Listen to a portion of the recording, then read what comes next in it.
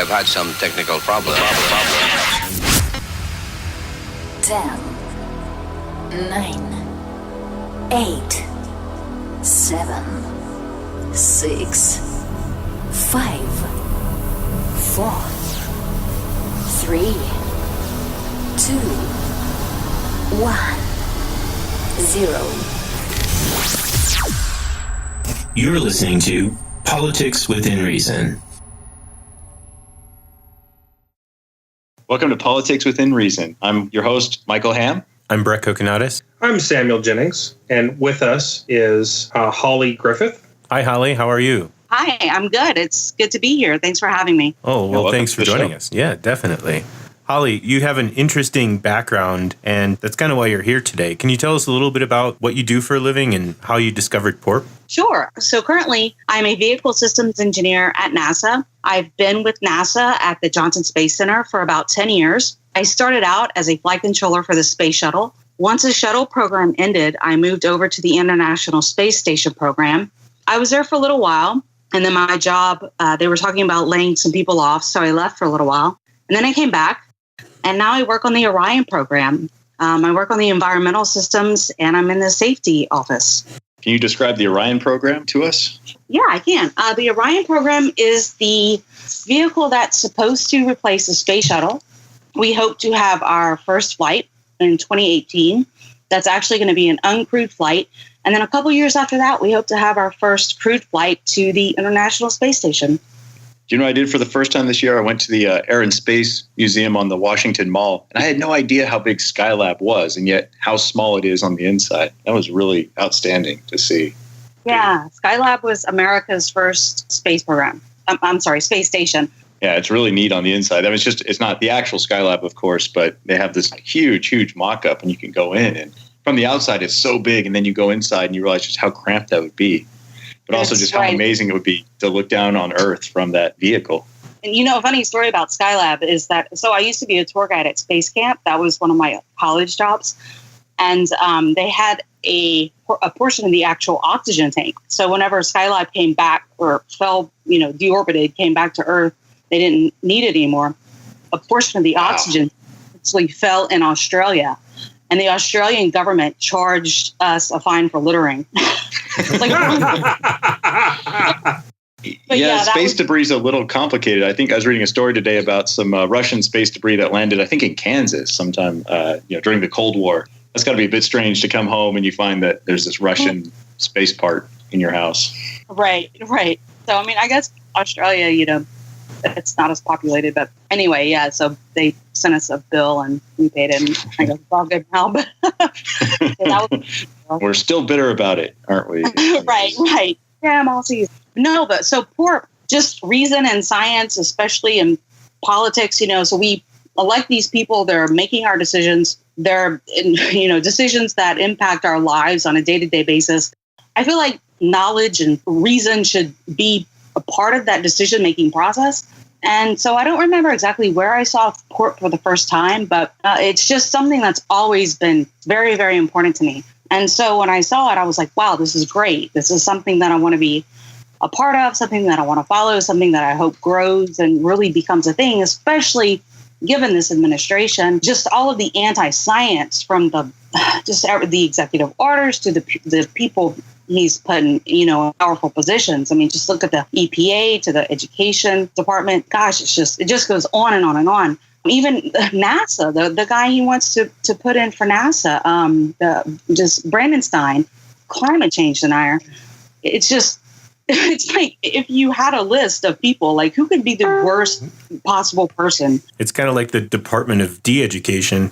Right. Rick Perry, come on, are you kidding me? He's the head of the department he couldn't even name in one of the debates. It's just getting worse and worse and worse. And it's a problem, I feel, it started probably in the 80s with the Christian Coalition, and it's just getting worse. And We need to take it back. We need a knowledgeable populace to elect people with knowledge to do the right thing and to make informed decisions, because that's the only way we're going to get out of this mess. One of the concerns that I've had is that I'm observing ideology trump, quite literally, play on words right there, facts and science. And, that's been a major concern of mine. And we may agree more with one ideology than another, but still, Americans in general are getting a large tendency towards thinking about what their in-group believes rather than thinking about what is objectively true. And that is frightening for the future. We actually just posted a video about that on Facebook today, why people won't be convinced based upon your facts. And it talked about this herd mentality of being included and how to empathize with their thought process and emotions on that. It was actually quite interesting because I could see that, and it definitely directly correlates to how we see these conversations happening online with Trump supporters or other people that don't necessarily align with reason. But it's not only Trump supporters, but I do want to point that out because it's not only conservative people that deny reality. No, definitely. And, the feedback that we've been getting talking about diverse groups is, since we've launched this podcast, this is really only our 4th full episode. I know we've had some bonus interviews and things in the way, but one of the big feedback pieces was, where's the diversity on the podcast? You have 3 guys. So we're happy to announce that Holly is joining us as a full-time co-host on Politics Within Reason. So welcome, Holly. And we really appreciate your input here. And we've had some really great conversations offline. And I think you, the listeners, are going to really benefit from this new collaboration. I'm really excited to be here. And please give me your feedback. If there's something I'm not doing right, I want to constructive feedback. If I can do something better, please let me know, because that's the only way I can improve. So, yeah, I don't really want to know. So, yeah, don't give me feedback. You would not have done well in mission control. No, I don't think I would have. But okay. So that aside, does anyone here? I'd actually maybe like to go on to this topic. What does it take to have a cultural change? Right? What does it take to reverse trends? Some people have posited that Trump is probably like Carter, where he's coming in at the end of a movement, and it's where the movement has sort of lost its way. What came after Carter, obviously, was the Reagan Revolution. And that's where a really kind of concise ideology came together under one person. And it has lasted, I think, all the way through Trump, and maybe it'll continue to go on. But what are the underlying forces that you guys see that might either signal that we're going to continue on the Trump path, or that we're actually going to start seeing a swing of the pendulum? Well, catastrophe usually helps change, and I think what absolutely we've seen in the news, and what may or may not be coming, if it presents catastrophe, I think that will definitely influence a change or a correction, if you will. But catastrophes happen all the time, right? There's always catastrophes. There was 9/11. There's Katrina. Use the 9/11 example. Look at all the different policy changes and the tone against immigration and national security that happened after the 9/11 incident. That's true. Yeah, that's right. Things are much easier to implement after a big shock. There's a book called The Shock Doctrine, which is written by Naomi Klein, and it's about this idea that when there's big shocks, you can make changes. But do we actually think there's going to be a big shock, or is it just going to be a big wave that builds up? There wasn't a big shock in Carter, right? Maybe you could think of Iran, but was there really a big shock, or was it just a big groundswell that came around and completely reversed course? I can't speak specifically for the Trump administration and what shocks may happen or may not happen. Obviously, there's a lot of things that are being tracked in the media now, investigations, and, every day it's something different. But let's look at it at the micro level, right? You look at Puerto Rico, for the most part, it's been a territory that has tried to get attention, but has been greatly ignored. And now they just have this horrific hurricane. And I still don't think that they're getting the attention that they need. But that incident in Puerto Rico, once they do recover, there's going to probably be changes put in place, whether to adopt it as the 51st state of America or maybe some other things come out of that.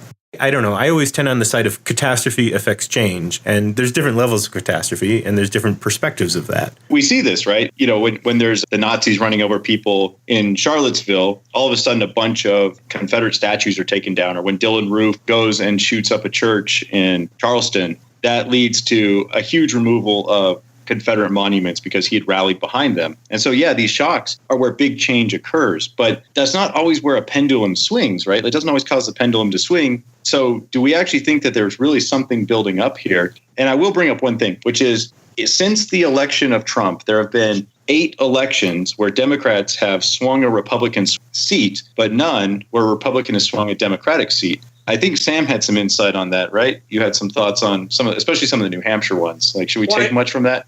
I just want to point out that, we should take legislative swings in New Hampshire with a grain of salt, considering the small size of the state and the large size of the state legislature, combined with the fact that New Hampshire state legislators are typically not paid. So if you want to get elected as a New Hampshire state legislature, it's actually relatively easy. So it's difficult to read too far into that. But that being said, around the country, we are seeing districts flip. I'm going to give a shout out to a candidate running in a district near me in Washington State, Manka Dhingra, who is running for the Washington State Senate. If she wins, and it looks like she is going to, she will actually return control of the entire state government to the Democratic Party. Right now, Republicans have a slim majority of 1 vote in the Senate, 25 to 24. And so no pressure is what you're saying. She will flip that. No, yes.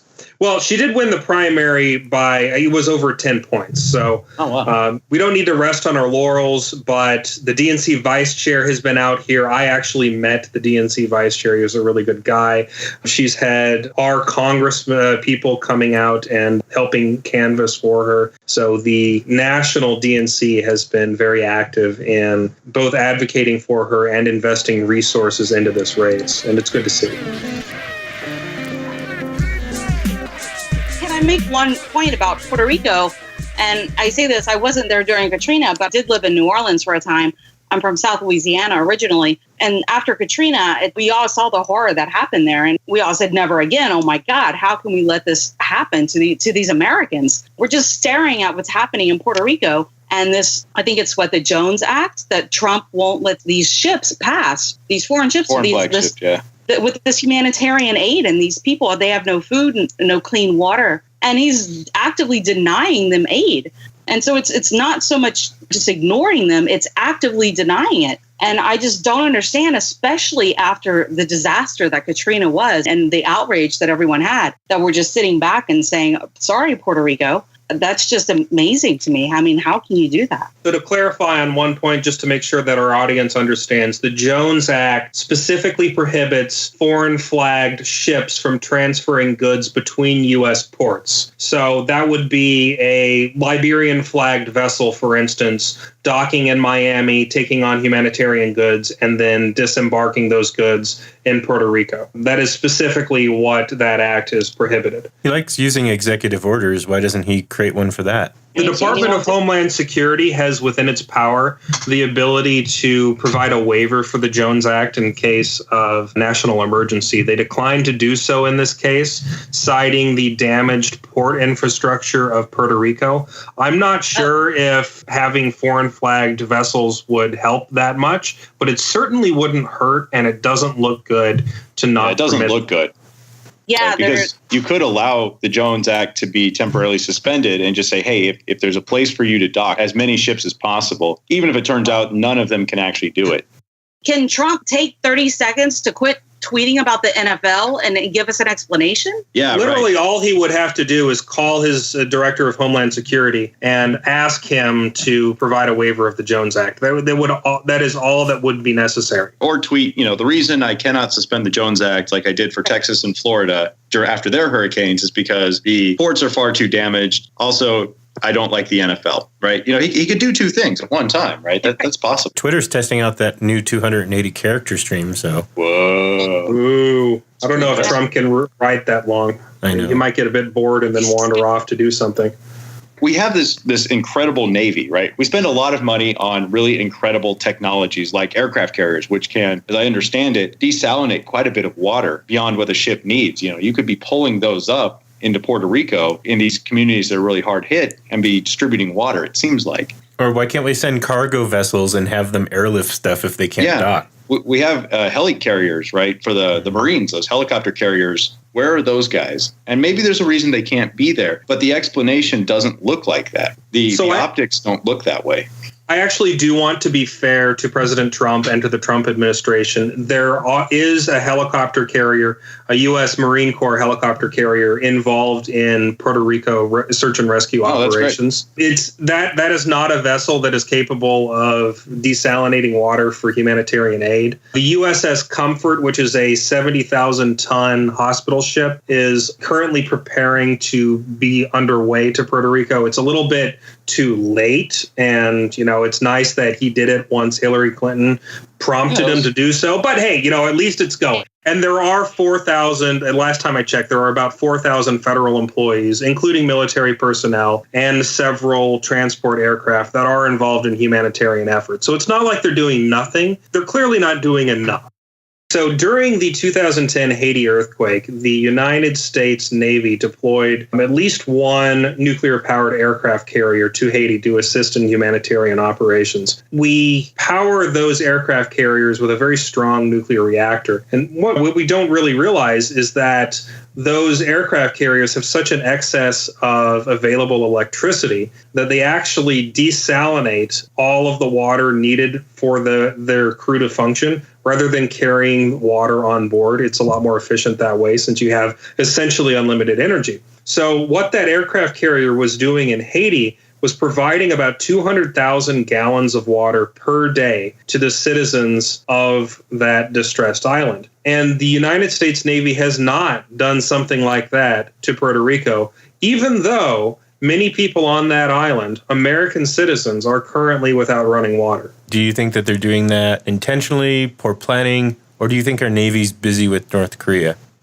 I have a maxim, and that is do not chalk something up to malice when it can be explained by incompetence. So I don't think that the Trump administration hates Puerto Ricans. I just think that they don't know what they're doing. I don't know. I saw some tweet where he was thanking Bolt for standing during the national anthem, and I'm mixing this up. I don't remember exactly what it was, and he's from Jamaica. And I'm thinking to myself, I'm like, does he honestly understand the difference between Jamaica and Puerto Rico? I don't know. It's like, I honestly don't know. Made that comment about, well, it's a very big ocean and it's very big and hard to find places. And I'm just like, I have to agree with you. I don't know if he knows that Puerto Rico is part of America and these are Americans and we should be doing more. And he sees these NFL players doing things he doesn't like. And so he's just going to rage tweet, and that's just what he does. And he watches Fox News and he sees them go off about it. And so he just gets more worked up, and here we are.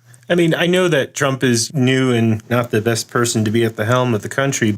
And there's a lot of people that he's appointed that aren't in the right positions either. But there's also career people that are in our government. And I would think that some of them would go knocking on some doors saying, hey, we should go do this. Well, his FEMA director is actually really quite competent. And so this is actually a bit of a surprise because Houston and Florida were actually handled reasonably well, almost as well as they could be handled by the federal government. And so it's very strange to see this just seem to fall down. Rachel Maddow had the governor of San Juan, Puerto Rico, on this morning, and they were talking about how lack of diesel is literally killing people. They had hospitals running out of diesel fuel. That means a generator goes out and people in ICU died. At least 2 people died that I was aware of. There's no power, so there's no running water, which means that if you are in a nursing home on the second floor, there's no elevator and there's no running water for food. And so they've been having to try and evacuate nursing homes. I do want to be fair in that I doubt FEMA has ever dealt with a situation quite like the disaster in Puerto Rico before. I do believe that FEMA is doing what they can, and I do believe that the people that are involved are doing what they can. I just know that not only did the Trump administration appoint people who are maybe suboptimal for the job, but there are quite a few empty seats, and I doubt that they're mobilizing as effectively as they should.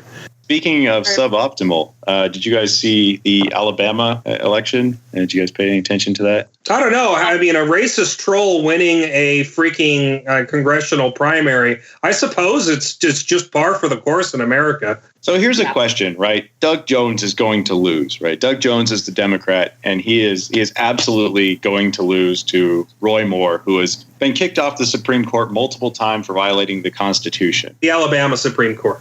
Alabama Supreme Court. Yes, sorry. I should make that distinction. He's been kicked off the Alabama State Supreme Court multiple times. And Doug Jones, who is a civil rights hero for prosecuting the KKK, who killed 4 girls who were going to church on one Sunday at the 16th Street Baptist Church, I believe it was. That guy is going to lose to the guy who was kicked off the Supreme Court. Is there really nothing we can come up with to at least point out and make it very common knowledge that this is what is happening? You know, it looks like it's going to be sort of a low-key nationally election. The DNC is not too involved because he's going to lose this election, unfortunately. So is there anything that could be done that you guys can think of that would bring some attention to this idea that the civil rights hero is going to lose to the guy who was kicked off the Supreme Court for violating the Constitution? I think you're asking us how we can fix Alabama, and I don't think there's an answer to that. No, I don't even want to say, how do you fix Alabama? How do you just bring it to people's attention that this is happening? Because I think this is how you bring about change, is that if you can bring it up to people's view, they start to think about their own situations. That's all I can think about, right? It's like Charlottesville or any of these other things that have been a little bit of a shock. I think this should be shocking, but I don't think it will be. The video you posted that we talked about at the beginning about how people just kind of tune out what they don't want to hear and they go back to their, for lack of a better word, safe spaces and where they feel good. And it's like, no, I don't want to hear your facts or your reason or your logic. This is where I'm happy. And yeah, this guy may be a horrible person, but I don't like abortion and he doesn't like abortion. So I'm going to vote for him. Well, it's part that, and the other part, too, is they don't want to feel excluded from their communities or their tribes, right? That's pretty much what the video talks about. And I think in some of the Bible Belt regions, I think that tribal patronage or belonging is really important. Sunday church, who are you voting for? And let's talk politics, or I don't know, I don't go to church.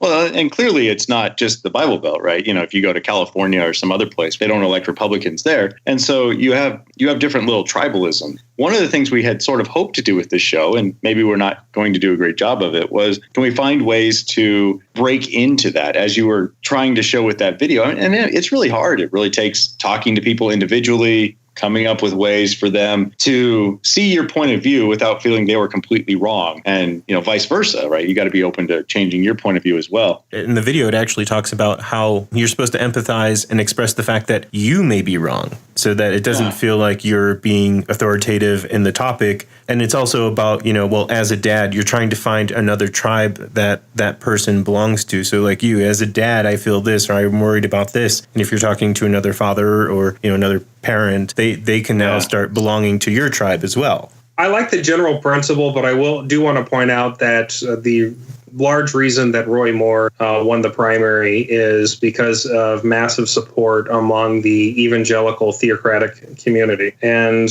we're not going to reach that community by admitting that we might be wrong. They'll just start trumpeting that as much as they can. I am very pessimistic at the ability for us to interface with that community. Now, if we want to talk to more moderate, reasonable Republicans, that's a very good thing to do. And I actually do encourage people to do that. So if you're listening to this podcast, it's likely that you belong to our tribe and we belong to yours.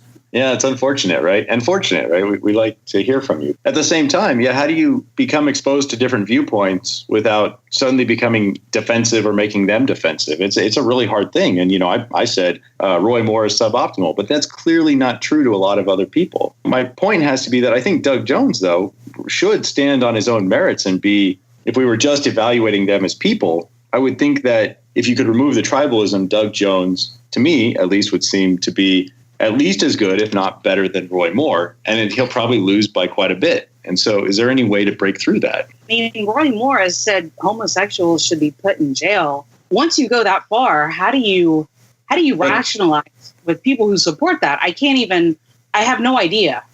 You don't. Yeah. I mean, that might be true. That's the unfortunate part about these videos. Like, how do you come to an agreement with somebody? Like, what if you can't? Here's my insight. The only thing you can do when you're arguing with somebody that is coming from an emotional position is use an emotionally powerful argument yourself. So what you do is you try to treat them with respect.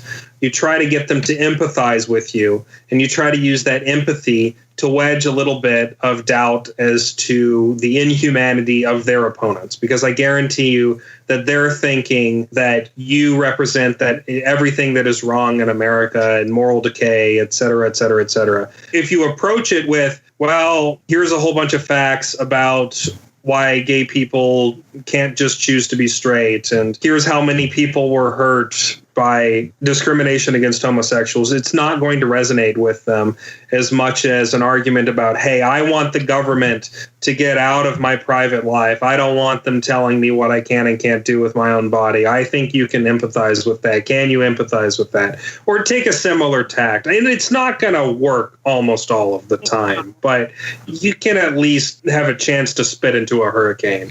If we knew that you're not going to come away from this with a changed opinion, could we argue differently? Is there some way to just have fun with it? Right? I don't know. So we can change people's minds slowly, but they have to change themselves, right? They have to have that, epiphany that suddenly makes them understand. Because, right, I've evolved on things like gay marriage, for example, right? I mean, most of the country has. If you just look at simple polling, it's a pretty straightforward thing. You can look at polling. 538 was talking about that on the recent podcast, like how the country changed, and it just takes a lot of time and it takes a lot of engagement, right? That was the Harvey Milk's really brilliant understanding, was the first people who come out are going to really be hated, but over time it's going to become something that's just common, and you're going to start seeing they're all around you and it's not hurting anybody, and okay, fine. And so it takes a lot of engagement, essentially, is what it seems like. A lot of it's going to take Congress to pass laws, to have more social change, but it's going to be slow, some of it. But opinions are changing. Just to argue it and, demand it now, I don't know if that's really going to happen really fast. And sadly, I think we're, especially with Trump being elected, probably being set back. But I think overall things are getting better. But then you see people like Roy Moore and it's like, oh my God, are you serious? What the hell? Like, where did this guy come from? Is Roy Moore any different than Michelle Bachmann or any different than any number of people we've had elected? I mean, is it really just a long-term American tradition?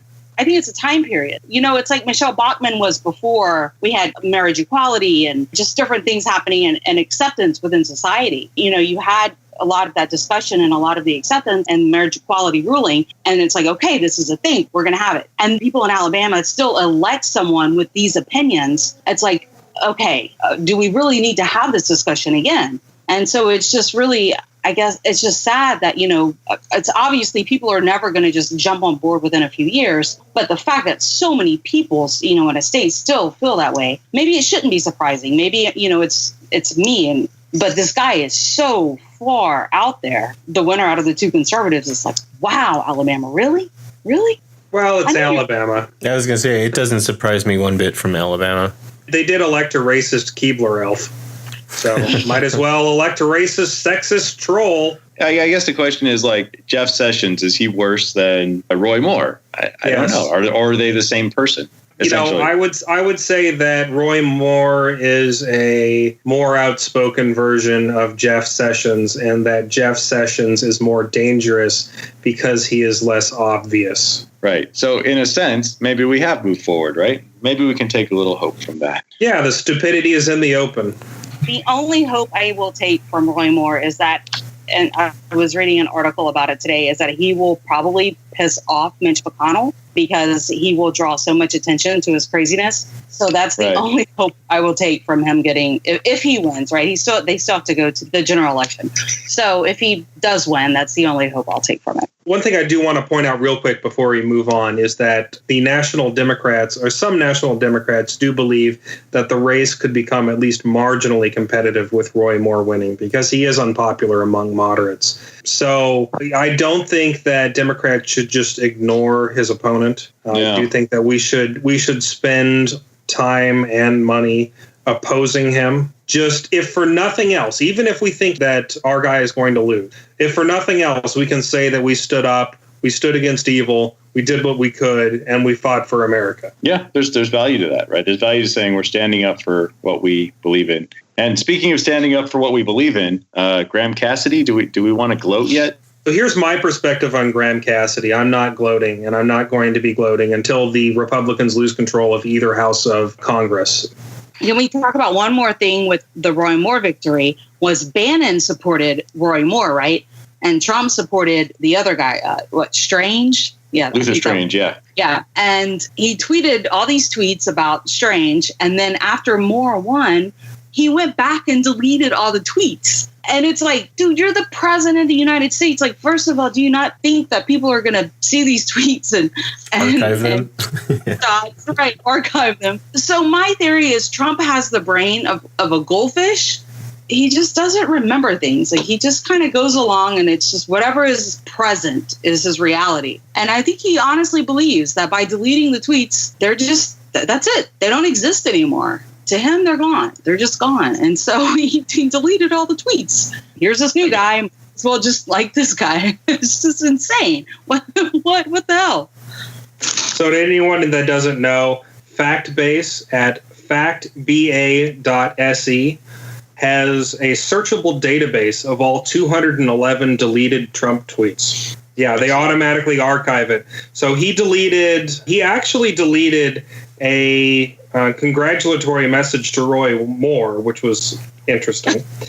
And then he deleted 3 tweets about Luther Strange, and then 1 crowing about Dallas Cowboys rising from their knees to worship the almighty national anthem properly. I think it's like one of those popularity contests that you did when you were in high school, right? You know, it's like Jenko jeans. When those came out, like everyone wanted Jenko jeans, and then everyone wanted this stuff. And it's kind of like with Trump. I think he always has to be right because he always has to be popular. Like he always has to say, well, look, this is what I wanted to have. Maybe that's why he's deleting stuff. Part of it is because he can say whatever he wants, and his base will probably take it as truth anyways. Maybe he's just an idiot. I don't know. He got where he is, right? Like we have to give him some credit for being very good at this game, right? Like the fact that we're talking about it instead of talking about something of use, right, is because it unfortunately it does matter, and he's really good at this game, right? I don't think he's an idiot. I think he's very, very good at this game. It's something we're going to have to figure out. And it actually brings me to a topic that I'm really concerned about, which is just how good it appears the Russians were at dividing people, right? And I think Trump's the same way. The Russians were launching a lot of Facebook ads that were aimed to upset conservatives or liberals, right? And that with the intention of supporting Trump. For example, they were buying Black Lives Matter ads on Facebook that were targeting Baltimore and Ferguson. But the idea, as I understand it, was to upset conservatives. It wasn't to actually support those movements. It was to actually upset conservatives and get them, riled up against liberals, right? So the Russians were buying these ads to look like Black Lives Matter, and instead they were using them purposefully to upset conservatives. They also set up a group called United Muslims of America, but those were neither Muslims nor Americans. It was the same idea. So Trump and the Russians are very good at this idea of coming up with these very emotional wedge issues and then exploiting them. I guess one of the topics I'd like to talk about with everybody is there something we can do to build up some immunity to this, right? Not be too sensitive about it. Yes, we can talk about it, and we can make sure people know that it's happening. Yeah, I think that's right. And, it's really disturbing that Facebook was warned and then, continuously said, no, of course this isn't happening. Of course this isn't happening. And then, of course, it did happen. Trump, do we think, can he really play 4D chess or whatever? Or no? Does he just react? Well, but if he does just react, right, he's very good at it. His instincts are good, right? A lot of people just react. No, a lot of people just react, but they don't dominate the news cycle, right? But you dominate the news cycle by being, at least now, by being the president of the United States. Early on during the election, he was dominating the news cycle by being controversial, challenging, and basically non-presidential and bringing in TV host, reality TV show stuff to it. Was that smart? Sure, it was smart. But I think any intelligent person, though, is going to look at it and say, this is ridiculous. And that's what I guess was so... he didn't win the popular vote, right? So obviously there's more smart Americans that didn't fall for that. I guess my question is, was that a strategy, or was he trying to win? Well, I think he was trying to win, but I don't think it was necessarily his strategy, and I don't think it was necessarily a strategy that probably was really well planned out by him. We can't say it's not his strategy, right? Because he continues to do the same thing that he's always done. even starting from birtherism, right? Birtherism was a incredibly disrespectful thing to do to a sitting president. I think he's of that generation where this is a very divisive thing. And so he can be triggered by Fox and Friends, and he can go out and relay that message better than anybody else. What I guess I'm trying to get at is that I think President Trump is very good at this. And until we develop some kind of ability to ignore what's being said and even turn it into a strength rather than a weakness, rather than something we have to focus on, then I think he keeps winning. These diversionary tactics are really good. And if they weren't drawing the ratings, the news would stop covering them. And they would start covering the things that all of us feel like should be covered. But instead, we end up covering the latest tweet, right? Because it does strike an emotion. And we sit there going, why is this working? I mean, yeah, no, I can't disagree with that. But I guess I just question, is this some brilliant strategic tactic by some, it's brilliant in that it keeps people from focusing other places, right? Right. Yeah, I just think it's some narcissist who can't control his tendencies. And so he grabs his phone when he finds wherever Kelly's hiding spot is in the Oval Office. And he just goes off on Twitter. That's my thought. But whatever it is, regardless, it does work. But if you've ever been around a narcissist, right, the whole point is that what they're trying to do is insert themselves into every conversation. They don't actually care too much about whether it's a good thing or bad thing that they're inserting themselves in the conversation, right? That's not their thought process. And what I guess I'm trying to get at is that, if we're going to actually see some sort of a change here, we're going to have to figure out a way to develop some immunity to this, where we go, oh, okay, well, that's kind of funny, I guess, or, oh, wow, that's not cool, but so is everything else. And so no, I disagree with that. At the same time, I don't want to normalize this. I don't want to make this like, oh, well, that's just the president. It's like, no, it's, we can't get outraged every time, but we just kind of be like, well, okay, it's the president. It normalizes it, and it almost kind of makes it okay. And but could it be turned productive, right? Could it be like, oh, he did it again? Well, can we raise money for this candidate who, if flips the district, like Sam, who was that candidate you were mentioning? Mancadingra.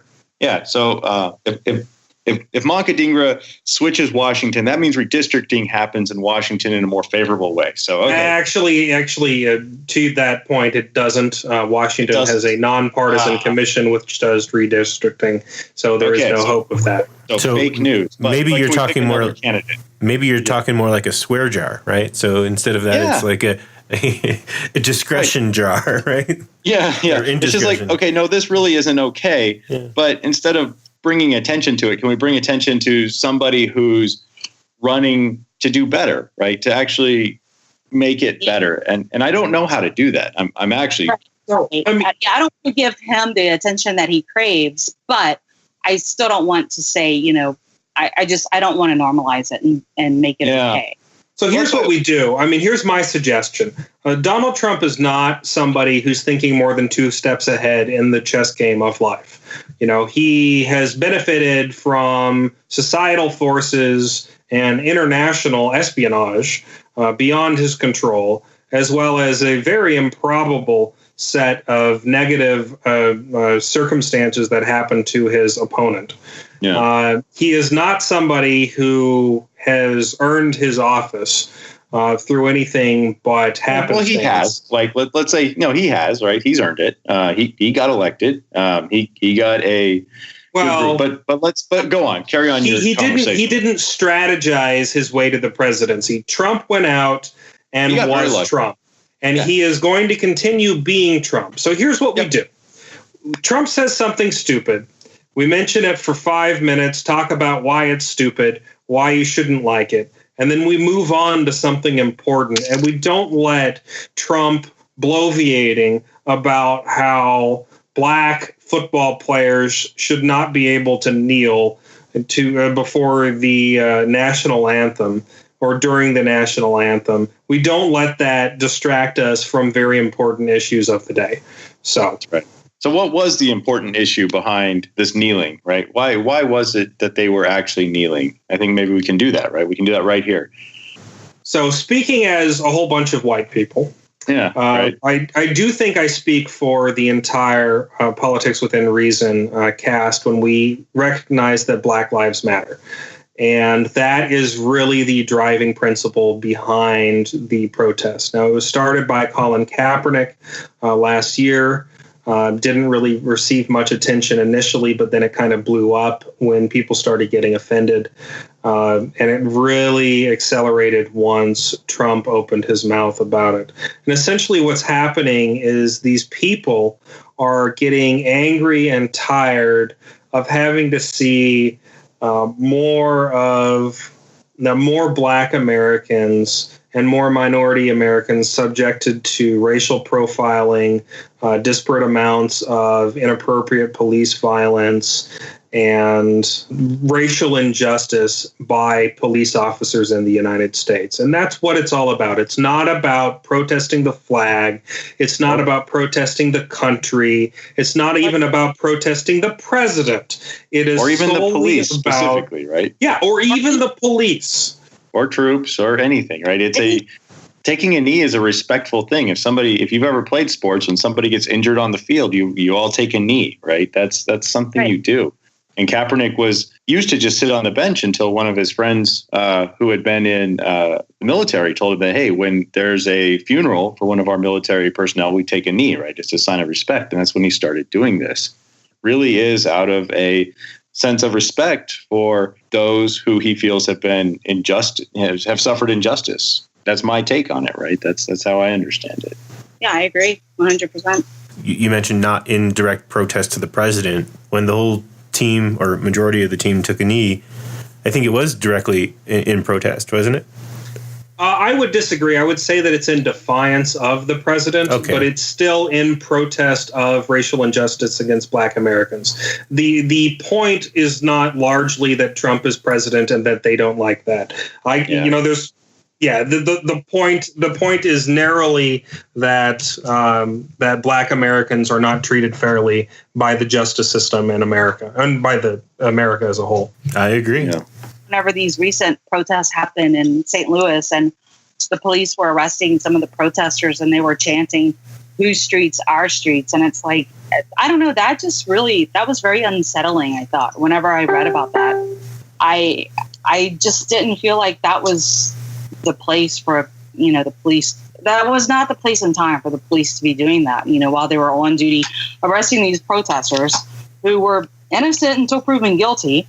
It just left a very just bad feeling in my stomach. Like, is this the direction that we're going? And so, whenever that happened, and then we had these, football players taking a knee, and then everyone had this outrage. It's like, how do you not connect the two? Why are you so upset about, whenever you see this happening? It was just, I don't know, it was very upsetting, all of it. And for Trump to get involved, it's like calling them names, sons of bitches, and this, just stop. Just stop. We just had this hurricane hit Puerto Rico. You're not letting ships come. You just stop. Now, can we imagine President Obama taking time out of dealing with a disaster situation affecting more than 3 million American citizens to criticize private employees of a professional sports league? Yeah. I don't think so. But it's so surprising to see what a different place America has become, or the United States has become, and our projection into the world in just a matter of 9 months. So I will say this, though. The thing that gives me a bit of hope here is that how many people are energized here. I mean, none of us would have thought of doing a podcast before. These people that I've started interviewing, they're fired up. They are ready. This is motivating them. They may lose, right? They very well may lose, but they are motivated, and they are going to be, some of those people are going to get elected, and they're going to be a new generation, elected politicians. And if this goes the way it normally goes during a midterm, at least the House will probably flip. And hopefully some of these new ideas will start percolating through. And I think it's, us and everyone listening job to try and make those new ideas have less of a partisan bias to them, right? If we can. And I realize that people can make a lot of money by attaching a partisan bias to everything. I just sort of implore going forward, how do we try to prevent that from happening? And how do we harness this energy against the things that are happening right now into a future that maybe more people can feel like they're a part of? I don't know. Don't give up. Keep pushing. I mean, but I'm serious. I mean, we'll find out how at the end of the journey here when we have success. But I mean, there's a lot of steps along the way. Well, what you do is you run a reasonable person in every district and every county and every state and every part of America, and almost all of them are going to lose. But if you don't have anybody with an organized campaign going around knocking on doors, even in the deepest parts of rural Alabama, where they think that gay people should be hanged and that the KKK is just fantabulous. If you don't try, you're never going to succeed. And exactly. People's hearts and minds do change. They do. I mean, we can, again, going back to 538 and talking about, let's just talk about gay marriage, which has become, really well accepted here in the United States. But it was not. Even as far as 2008, none of the Democrats were willing to sign off on it. We are seeing progress happen, but those things only happen through conversations and engagement. We have to really be worried about just becoming insular and not willing to engage with other folks. So to that end, you should actually call into our show even if you have dissenting opinions. To the gay marriage point, in March 15 through 17 of 1996, 27% of Americans stated that they felt that gay marriage should be legally permissible. And currently, the latest poll these are from Gallup, May 3 through 7 of 2017, that number is 64%. Wow. So we can change people's minds. We just have to try. I'm a professional salesman. I do it all the time. You need to be persistent. You need to be reasonable. You need to be respectful. You have to understand their needs too. Yeah, and you can't. You have to frame your argument in a way which will make sense to them and their worldview. And you need to not give up and just be who you are. Be honest about who you are, but talk to people in their own language. One thing I want to make sure, we saw the Republican health care bill, as I like to refer to it, Trump care, die, or at least hopefully die, with the announcement that it will not be coming to the floor for a vote in the Senate. Now, the question is, should we rest on our laurels and celebrate a victory and celebrate a job well done? I want to make the argument to our listeners and to the public that we should not do that. The Republicans still control both the House and the Senate. The next item on their agenda is tax reform, and it is a distinct possibility that in order to obtain money to do the tax reform, they will cut money from health care. So we need to remain vigilant. We will never be able to rest until at least one of the houses of Congress is in Democratic hands, or at least somehow has enough reasonable Republicans that cutting funds from critical healthcare services remains impossible. Yeah, a very good point. And this is going to continue indefinitely, right, through our entire lives. It will not be a fight that's ever over. And so we have to hopefully come up with really solid arguments and solid policy that can stand the test of time. Give us a call or hop on our Facebook page and let us know what your thoughts are on how we could keep up the resistance against healthcare. You can contact us at 202-681-2274. That's 202-681-2274. Or on Facebook at Politics Within Reason.